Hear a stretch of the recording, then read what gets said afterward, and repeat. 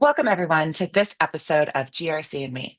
I'm Megan Manifold, and in today's episode, we're diving deep into the retail sector, debunking common GRC myths and exploring the critical human element in building a robust compliance culture. I'm thrilled to be joined by two fantastic guests from Vinted, the popular online marketplace for buying, selling, and exchanging secondhand items, with a mission to make secondhand your first choice worldwide. Please welcome Elisabeth, the Group Risk and Compliance Officer, and Goda, Risk Process Manager. Elisabeth and Goda, welcome to the show. So, I had the pleasure of meeting both of you last month at Agility in Chicago. But for our listeners at home, why don't we start with one thing that's not on your LinkedIn profile that they should know about you? Why don't you go first, Elisabeth? Okay, so not on my LinkedIn. I just started working on my moto license. So when I'm not driving policies or talking about compliance culture, I'm learning how to take curves at the right angle, literally. Wow, wonderful. As someone who is teaching their 16-year-old how to drive right now, I know that that is a very exciting time for you. That's awesome. Yeah. What about you, Goda? Mine is not as exciting and way more predictable, but I'm a big Excel geek. I love spreadsheets. I do everything in spreadsheets. The last one that I did was when I was packing my holiday, suitcase. I did a spreadsheet to show me the completion rate on my packaging, So I do everything in Excel. You have to I share that with love us. that. Yes, seriously, as someone who's going on vacation in a couple weeks, I might need that. I do plan my holiday meals around in a spreadsheet, so all of the meals and the timing of the oven and stuff like that. So we might have to compare spreadsheets there. Well, that is fabulous. So let's go ahead and get started with our Mythbuster section. So I'm going to start with you, Elisabeth. Is this a myth or is this a fact that prioritizing a strong risk and compliance culture will inevitably slow down innovation and the speed needed to compete competitively? Is that a myth or a fact? That's a myth. I don't agree with that. So risk and compliance aren't just about rules or checklists. They will help people make the right choices when no one is watching. So when the culture is right, things actually move faster with more confidence. So it's definitely not about blocking innovation. It's about creating clear rules that support smart decisions. I like that. And I bet you know a little bit about that from driving too. When you have your seatbelts and your safety mechanisms, you can go a little faster, right? Oh, Yes. fabulous. Fabulous. All right. Well, let's try another myth then, Goda. So, how about this one? Getting employees to care about risk and compliance is mostly about mandatory training sessions, right? The strict policies. You can't realistically influence people day-to-day behavior. Is that true or false? I think it's generally a myth with like maybe 10% of truth in it, because still policies and trainings, they enable compliance and risk to work and do their job, so they enable people to act in an appropriate way. However, I really challenge the mandatory and strict parts of your statement. I think it's way more important to have the right culture for people to do the right things, and the right process integration for people to easily do the right things, in their day-to-day jobs. So, yeah, I think it's a myth. It's way more important to allow people to talk about risk and compliance in their day-to-day than to fill in spreadsheets and follow the strict procedures. Yeah, make it more natural, weave it into the day to day. I like that. I like that. Awesome. Well, let's get into the questions then. I'm really excited about this, and we'll start with you, Elisabeth, on this one. Data privacy, right? So, data privacy in your supply chain obviously brings that complexity of risk there, and for online retailers certainly. So, to begin, can you tell us how you approach building that culture of compliance that Goda was just talking about, and managing that risk, not just internally, but across your network of vendors as well? Yeah, sure. So something that we did recently, we've just redesigned our privacy policy to be more transparent and accessible to our users. Not because we have to, but because we believe trust builds loyalty, which is definitely a real business advantage. We also redesigned our code of conduct to make it publicly available. And so soon, don't go on our website yet, it's not yet released, but we'll launch a public facing compliance page, which is clear, visual, and designed to earn trust with users and partners. Oh, wonderful, wonderful. Well, then let's think about this then beyond that. What's one of the most effective ways that you've found to actually embed that then into your that culture of awareness and compliance? So what we have done internally, we've made compliance and risk part of the way we work, so not a separate layer. We launched a new e-learning with a sponsor video to set the tone and paired it with practical tools like a download manual transformed into an animated. Hmm. Awesome. Good. Anything to add to that?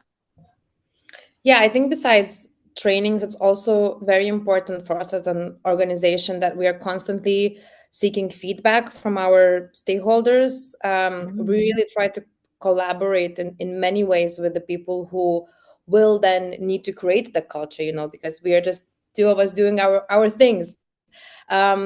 So I think it's just easier to embed it when we have this conversation, lines open, and they see that risk and compliance is part of their job. It's not just us imposing something, additional to them. Yeah, yeah. And that's interesting too, because I think, to some degree, if you're in the office, it's a little bit easier. You see those people every day. I'm curious, Logicate, we have a pretty big remote presence, and Vinted does as well. How is this different based on, that in-person, remote, or even some of those hybrid cultures where you have some folks in the office and some at home?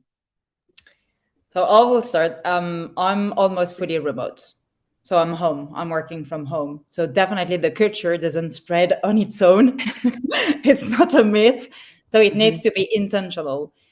So what we're doing is we're using digital tools, clear guidance, and we're trying to make our resources easy to find, not hidden in a folder. Mhm. Yes, yes. I'm sure that accessibility is definitely one of the things, especially internally, making sure everybody can get to them.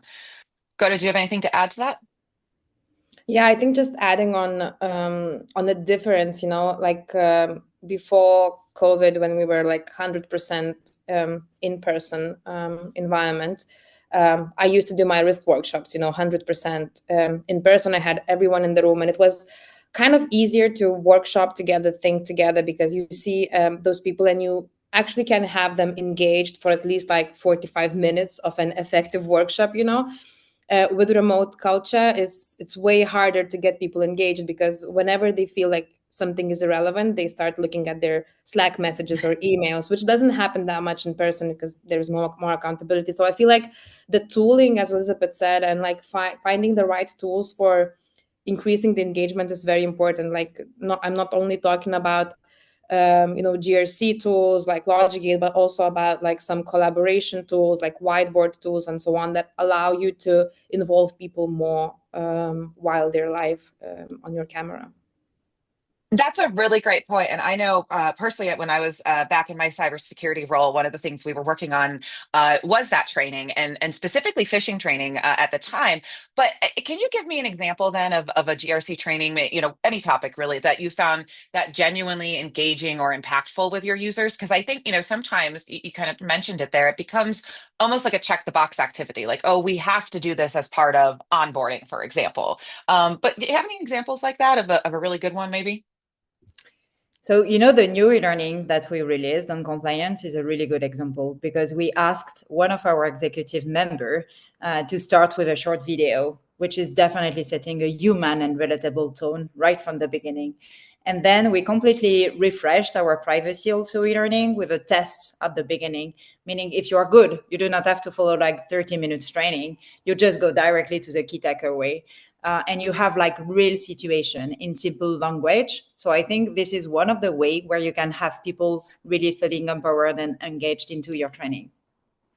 Well, I like that. So if you already know the topics, you can kind of test out of it. Where was Yes. that when I was going through the training?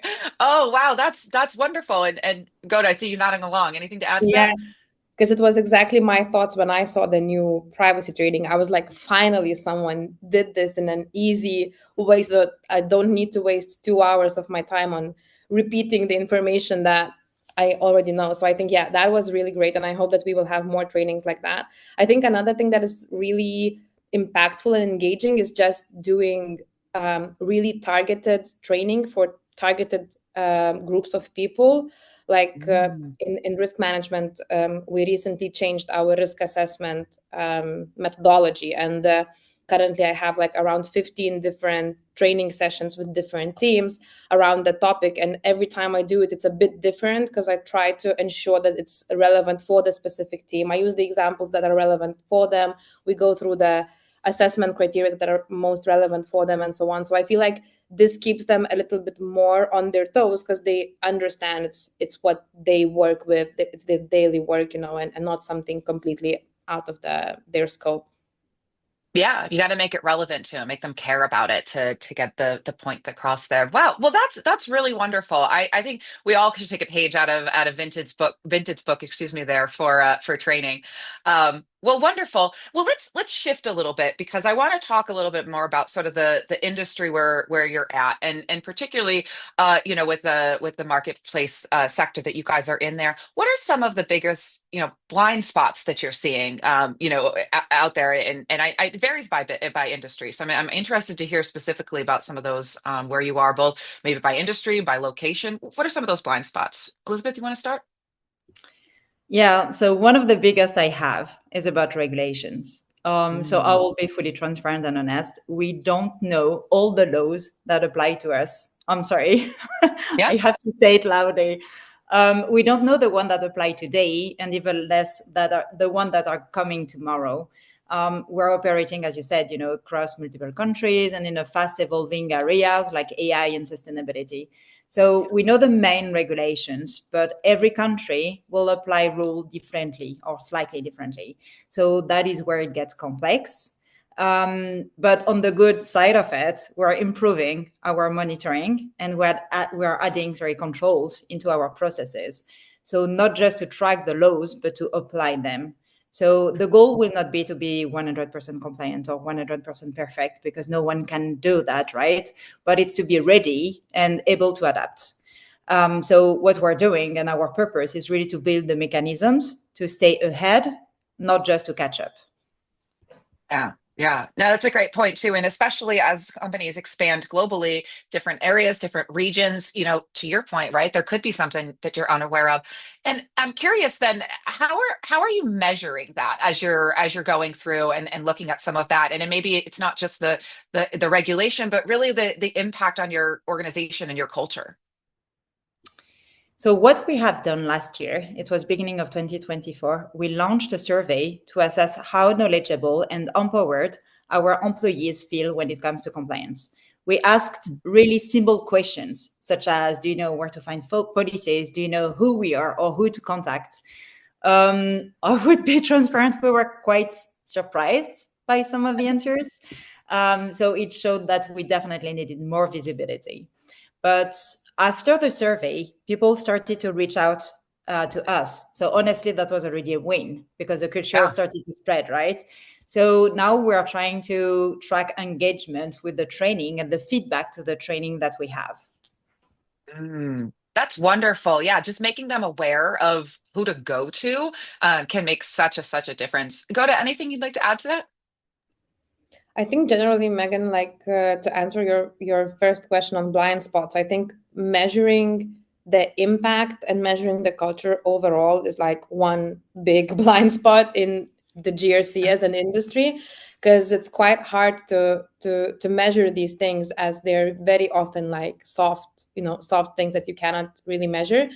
What we did for enterprise risk management world was that we asked external consultants to do the job for us and to assess the maturity of our framework, which was quite a successful project, I would say, which gave us a lot of information on our impact that we do to the organization as a whole, to our leadership, executive leadership, and so on. So I would say that this is one of the things that we will definitely use in the future as well. After some years pass and we try to increase our maturity and our impact, we will definitely try to again assess it through the external consultants. Yeah, and I'm really impressed listening to you guys talk about this too, because it seems like you've got a really solid strategy with that visibility and that transparency, not just internally with training and that culture, but even just you just mentioned kind of proactively looking at your growth and where you are and how you can improve there. So I gotta ask then, how are you gaining and maintaining that sort of executive sponsorship and support? Because I think for a lot of folks listening, they might be thinking like, yeah, this is great, but how do I get my CEO to sign on? How do I get budget for this? So what tips do you guys have for demonstrating that value to your leadership and getting that buy-in?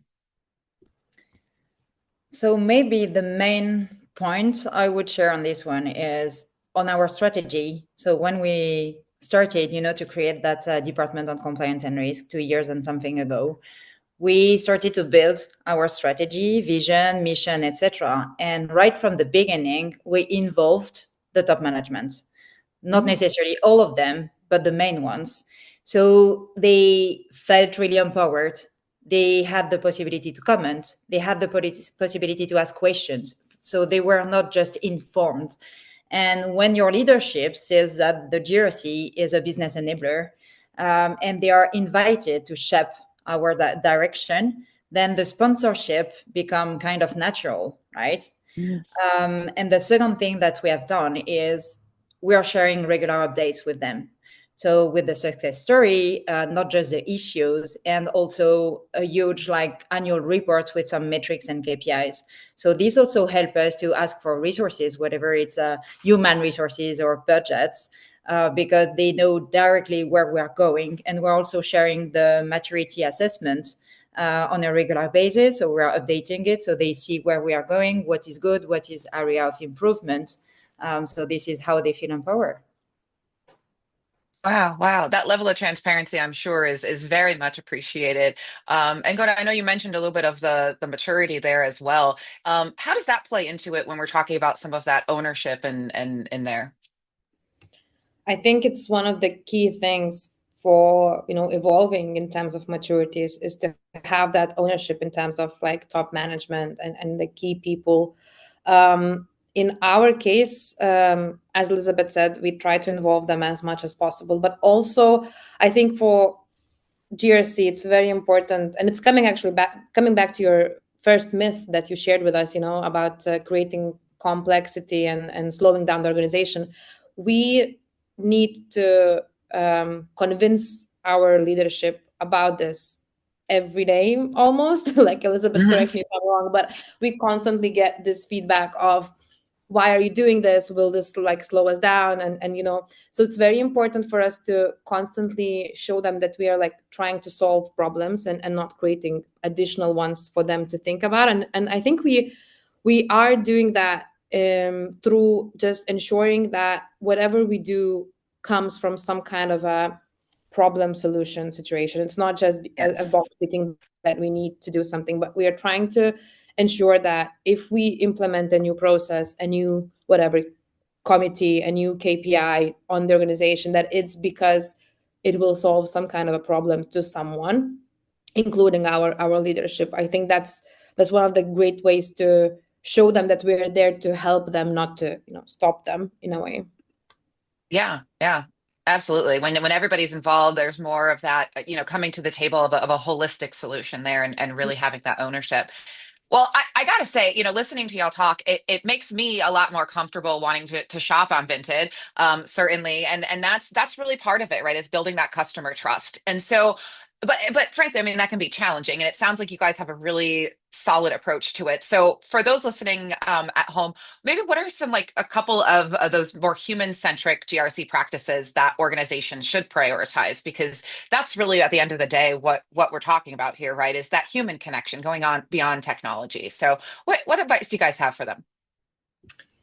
So I mentioned earlier trust and transparency. So I think first we have to be clear and honest. So not just Mhm. legally correct.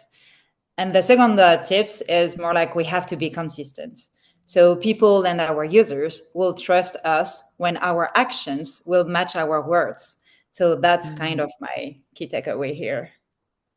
Yeah, yeah, absolutely, absolutely. Go to anything you'd like to add to that before we wrap up? I think I can tell you something like very specific to the risk management world. I think it's very important to look at your risks, not only through the impact on your organization, but also through the impact on your customers, in our case, our members on the marketplace. It's very important to assess that to understand your biggest risks and biggest concerns in the organization. Because if you do that naturally, the customers will be just way more happy and safe. Yeah, yeah, absolutely. I mean, I know I feel safer and happier about shopping on Vinted for sure. So, well, this has been absolutely amazing. And as we move to wrap up, we always like to leave folks at home with some strategies for success. So, knowing what you know today about the human side of GRC, right? What proactive cultural investments or these kind of people-centric strategies, as we mentioned, would you recommend that organizations prioritize so that they can really ensure that success beyond just sort of the standard control frameworks? Elisabeth, why don't you go first? Sure. So I would say first you have to start with people, meaning you have to involve the business early, to use real life examples, and to keep the messages really simple. But you should not hide the risks.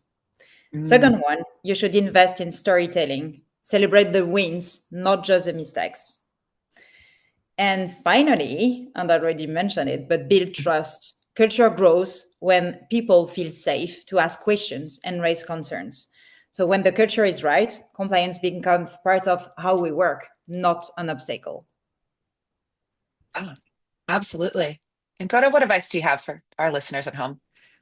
I think I'll not say anything new, but I think every organization is different. It's really like, from my personal experience, it's really, there is nothing more important than collaboration and listening. That's like the best human centric approach that you can have, really, when you take the feedback, you listen, and then you try to adapt, to show them that their feedback is valuable, and that you really understand it. Like, I will again shout out to our privacy team, but what they did this Monday is we had a lunch and learn session with privacy team, Yeah. because everyone loves free food, right? So if people don't go and listen to your online trainings, maybe lunch and training is like the greatest idea that you can have, which is really people centric. People are happy, they're eating, they're listening, and they learn something new about privacy. So I think it's really important to adapt to your organization, because in GRC especially, I think there's no one way to do things right. There are so many options that you can choose from on how to do things. So being agile and change when needed is crucial. And make it Yeah. fun. Make it fun, yes. Yes. Yes, actually, it's so funny you were going to say, because that's what I was going to say, is really taking that one step further of really becoming friends with some, I don't want to say friend, they're coworkers and stuff, but really having that friendly, fun relationship. Because if you can be seen more as that collaborator, maybe you, like you said, you buy them lunch, or, everybody goes out for coffee or for a beer after work or something like that. Then when something goes wrong, or, something happens, it's a lot easier to respond to or to get that person to help because they've been engaged all along. So fabulous, fabulous. Well, you've heard what we had to say. Now tell us in the comments, knowing what you know today, what proactive investments can you make to build a people-centric strategy at your organization? That brings us to the end of this insightful episode of GRC and Me. A huge thank you to our guests, Elisabeth and Goda from Vinted, for sharing their expertise on the human side of risk and compliance. Today, we've explored the importance of fostering a strong compliance culture that goes beyond the mere policies and controls. As Elisabeth and Goda highlighted, proactive cultural investments and people-centric strategies are key from day one. We'd love to hear your thoughts in today's discussions. Please share your comments and have a great day. See you next time on GRC and Me.